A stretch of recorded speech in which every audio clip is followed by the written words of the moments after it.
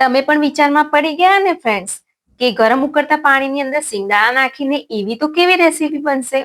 તો હા ફ્રેન્ડ્સ, આજે હું તમારી સાથે ગરમ ઉકળતા પાણીમાં સિંગદાણા નાખીને એક અલગ જ નવી રેસીપી શેર કરવાની છું, જે સિંગદાણામાંથી આપણે બનાવવાના છે. તો ફ્રેન્ડ્સ, હું છું નેહા અને સ્વાગત કરું છું તમારું મારા કિચનમાં, રસોઈ હાઉસમાં. તો ફ્રેન્ડ્સ, આજે હું તમારી સાથે એક અલગ જ નવી રેસીપી શેર કરવાનું છે. તો વિડીયોને પૂરા એન્ડ સુધી જરૂરથી જોજો અને મારી ચેનલ પર પહેલી વાર આવે તો સબસ્ક્રાઇબ પણ જરૂરથી કરી લેજો. અને વિડીયો સારો લાગે ફ્રેન્ડ્સ તો લાઈક અને શેર સબસ્ક્રાઇબ પણ જરૂર કરજો મિત્રો. તમે બધા જુઓ છો અને કમેન્ટ નથી કરતા કે તમે લોકો ક્યાંથી જુઓ છો, તો પ્લીઝ હું તમને રિક્વેસ્ટ કરું છું કે તમે બધા ક્યાંથી જુઓ છો મને કમેન્ટ સેક્શનમાં જરૂરથી કહેજો. તો સૌથી પહેલા મેં અહીંયા આગળ એક તપેલી લીધી છે અને ગેસ ચાલુ કરીને આપણે એની અંદર પાણી નાખવાનું છે. તો 1 લીટર જેટલું મેં અહીંયા આગળ પાણી લીધું છે અને પછી આપણે 1 ચમચી મીઠું ઉમેરી દઈશું પાણીની અંદર અને પાણીને મીઠા સાથે આપણે મિક્સ કરી લેવાનું છે સરસ રીતે. તો તમે જોઈ શકો છો, પહેલું આ સ્ટેપ કરવું ખૂબ જરૂરી છે કે પાણીને બરોબર આપણે ગરમ થવા દેવાનું છે, નવશેકું ગરમ કરવાનું છે. અને પછી આપણે સિંગદાણા નાખી દઈશું આની અંદર મિત્રો. તો સિંગદાણામાં મિત્રો મેં અહીંયા 2 વાટકી સિંગદાણાનો ઉપયોગ કરેલો છે. તમે આના કરતા વધારે સિંગદાણા નાખવા હોય તો પણ નાખી શકો છો. એ તમારા પર છે કેટલી ક્વોન્ટિટીમાં તમે બનાવવા માંગો છો. તો સિંગદાણાને મેં અહીંયા નાખી દીધા છે પાણીની અંદર અને આપણે ધીમા ગેસ પર નહીં પણ ફાસ્ટ ટુ મીડિયમ ફ્લેમ પર આપણે સિંગદાણાને થવા દેવાના છે. એટલે 5 મિનિટથી વધારે આને સ્ટીમ બિલકુલ નથી કરવાના અને એક જોતા કહીએ તો બાફવાના પણ નથી જ. આને ખાલી 1-2 ઉભરા આવે એવી રીતે આપણે આને થોડાક બાફી લેવાના છે. બિલકુલ વધારે જો મિત્રો સિંગદાણા બફાઈ જશે ને તો એ આગળ તમને ખબર પડશે કે એનાથી શું પ્રોબ્લેમ થશે. તો બિલકુલ પણ આપણે વધારે એને બાફવાના નથી. 4 થી 5 આપણે સરસ ઉભરાઈ જાય ને ત્યાં સુધી આપણે સિંગદાણાને ગરમ કરી લેવાના છે. અને એવું ખબર કઈ રીતે પડશે કે ક્યાં સુધી ગરમ કરવાનું? તો જે સિંગદાણાની જે છાલ હોય ને મિત્રો, તો તમને ખબર પડશે થોડી સંકોચાઈ જશે, થોડીક એની ઉપર તિરાડ જેવું પડવા માંડશે. તો તમારે સમજી જવાનું બસ કે આ સ્ટેજ પર આપણા સિંગદાણા છે એ થઈ ગયા છે અને પાણીનો કલર પણ ધીમે ધીમે ચેન્જ થઈ જશે, એકદમ લાલ જેવો થઈ જશે અને સિંગદાણા ઉપરનું જે છે ને એ થોડું વ્હાઈટ થઈ જશે. બસ 5 મિનિટ આપણે ગરમ કર્યા પછી સિંગદાણાને આપણે અલગ પાણીથી કાઢી લેવાનું છે. જે સિંગદાણાની અંદર પાણી છે એ બધું જ પાણી આપણે કાઢી લેવાનું છે. તો મારી પાસે આ રીતે કાણાવાળું વાસણ છે તો એની અંદર મેં બધું જ પાણી કાઢી લીધું છે. હવે આપણે શું કરવાનું છે કે જે તપેલી હતી એ મેં નીચે રાખી છે કે જે એક્સ્ટ્રા થોડુંક પણ પાણી આમાં રહ્યું હોય સિંગદાણામાં તો એમાં બિલકુલ પણ પાણી ના રહે એ માટે નીચે તપેલી મેં રાખી છે તો બધું પાણી નીકળી જાય. અને થોડુંક આપણે અડધી ચમચી જેટલું આમાં અત્યારે પણ મીઠું નાખી દઈશું અને જે સિંગદાણાની અંદર છે એ મીઠું નાખીને આપણે મિક્સ કરી લઈશું. તો વધારે પડતું મીઠું અત્યારે નથી નાખવાનું ફ્રેન્ડ્સ, કારણ કે આને આપણે મીઠામાંથી જ આગળ પ્રોસેસ કરવાની છે અને શું પ્રોસેસ કરવાની છે તે આખો વિડીયો તમે જોશો તો તમને ખબર પડી જશે. તો હવે અહીંયા આગળ મેં જે સિંગદાણા છે એને આપણે 15 થી 20 મિનિટ સુધી મૂકી રાખીશું. ત્યાં સુધી મીઠાને આપણે થોડું ગરમ કરી લઈએ. તો 15 થી 10 મિનિટ સુધી સિંગદાણાને મૂકી રાખ્યા અને પછી જે છેલ્લી 5 મિનિટ હતી તો મેં મીઠાને ગરમ થવા મૂકી દીધું છે. મીઠાને એકદમ જે ગેસ છે ફ્રેન્ડ્સ એકદમ વધારે આપણે ગરમ નથી કરવાનું. ગેસ જે છે વધારે ફાસ્ટ નહીં રાખવાનો, ધીમો જ ગેસ રાખીને આપણે મીઠાને થોડું ગરમ કરી લઈશું અને મીઠાને ગરમ કર્યા પછી જ સિંગદાણાને આપણે એની અંદર નાખવાના છે. અને આ ગરમ કરવું ખૂબ જરૂરી છે ફ્રેન્ડ્સ. ઠંડા મીઠામાં તમે નાખી દેશો અને જો ગેસની ફ્લેમ જો હાઈ રહી જાય ને તો જે સિંગદાણા છે એ બધા સિંગદાણા બળી જશે અને બિલકુલ પણ જે આખી પ્રોસેસ છે એ બિલકુલ પણ ખરાબ થઈ જશે. એટલે જે હું કહું છું એ પ્રોસેસ પ્રમાણે જ તમારે કરવાનું રહેશે. હવે જે આ સિંગદાણા આપણે મૂક્યા હતા એને આપણે બધા સિંગદાણાને મીઠામાં નાખી દઈશું. મીઠાની જગ્યાએ તમે ફ્રેન્ડ્સ હા કે જે રેતી આવે છે તો બસ રેતીનો ઉપયોગ પણ કરી શકો છો. તો હવે આટલી પ્રોસેસ જોયા પછી તમને ખબર પડી ગઈ હશે કે આજે આપણે બનાવ્યા છે ખારી સિંગ બનાવવા જઈ રહ્યા છે.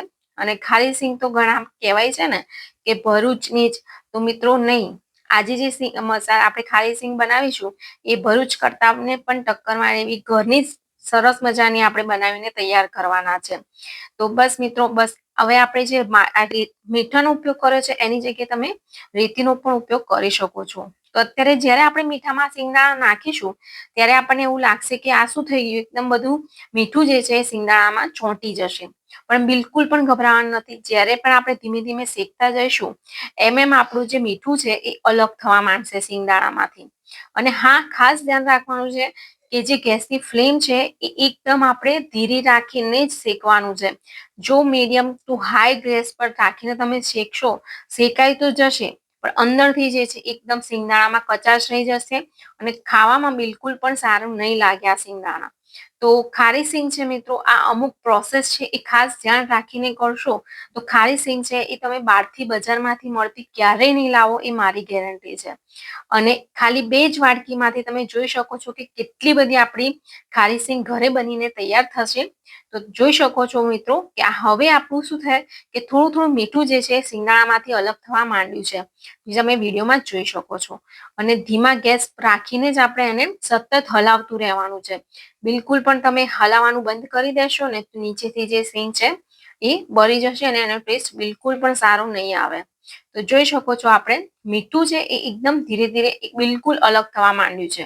તમે જોઈ શકો છો કે બિલકુલ એક જે સિંગ છે એ સિંગ ઉપર બિલકુલ પણ મીઠું ચોંટેલું નથી હવે.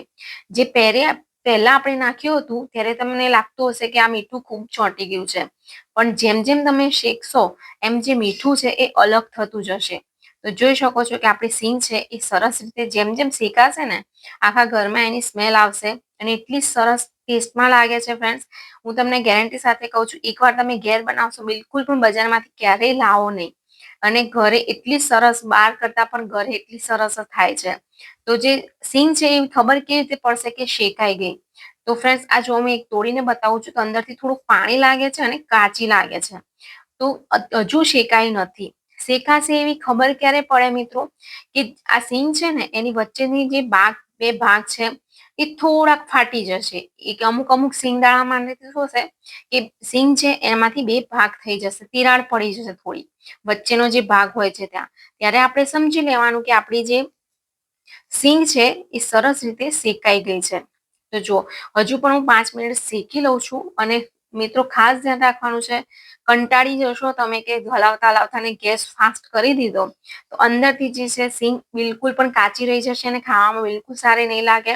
અને ઘણા કમેન્ટ કરીને કહેશે કે સારી નહીં બની. તો હું જે કહું એ પ્રમાણે તમે શેકશો તો જ આપણી સારી બનશે સિંગ. ધીમા ગેસે જ આ પ્રોસેસ આખી કરવાની છે, શેકવાની. બિલકુલ પણ ગેસને ફાસ્ટ કરવાનો નથી. તો મને અહીંયા આગળ 10 થી 15 મિનિટ જેવું થઈ ગયું છે અને મીઠાનો કલર પણ તમે જોઈ શકો છો કે એકદમ બદલાઈ ગયો છે, રેતી જ નાખ્યો એવું લાગે છે. બસ આ રીતનો કલર થઈ જાય ત્યારે પણ સમજી લેવાનું. 2 ટેકનિક છે કે સિંગની 2 ફાળ વચ્ચેથી જે છે ત્યાં થોડી ફાળ થઈ જશે ત્યારે પણ આપણે ખબર પડી જશે કે આપણી સિંગ છે સરસ રીતે શેકાઈ ગઈ છે. અને આ રીતનું જે ભજીયા ના કાઢવાનો જે આપણો આ ચમચો છે એ ચમચાની મદદથી બિલકુલ સરસ રીતે બધું જ મીઠું અને સિંગદાણા અલગ થઈ જાય છે. અને અવાજ પરથી તમને ફ્રેન્ડ્સ ખબર પડતી હશે કે આપણા સિંગદાણા કેટલા સરસ રીતે, ખારી સિંગ કેટલી સરસ બની ગઈને તૈયાર થઈ છે. તો આ તમે મિત્રો ખાલી એક નહીં તો 1.5 વાટકીની જ સિંગ છે અને અડધી તો મેં અનુભવમાં ખાધી પણ છે. તો આટલી તમે જોઈ શકો છો કે 1.5 વાટકીમાંથી કેટલી બધી આપણી ખારી સિંગ બનીને તૈયાર થઈ છે. તો તમે 500 ગ્રામ સિંગદાણા ઘેર બનાવશો ને તો એ બહાર કરતા સસ્તા પણ થશે અને ખૂબ સરસ બનશે.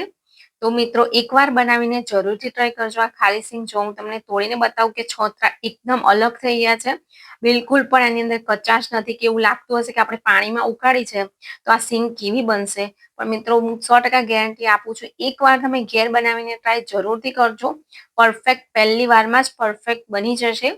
હવે હું આને કાચની બરણીની અંદર સ્ટોર કરી લઉં છું અને આને આપણે 1 મહિનો કે 1.5 મહિનો સુધી આપણે એને સ્ટોર કરી શકીએ છીએ.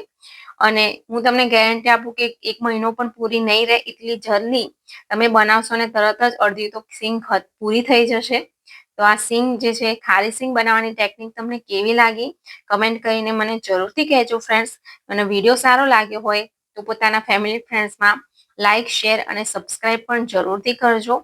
તમે બધા ક્યાંથી વિડીયો મારો જોવો છો એ પણ કમેન્ટ કરીને જરૂર કહેજો મિત્રો.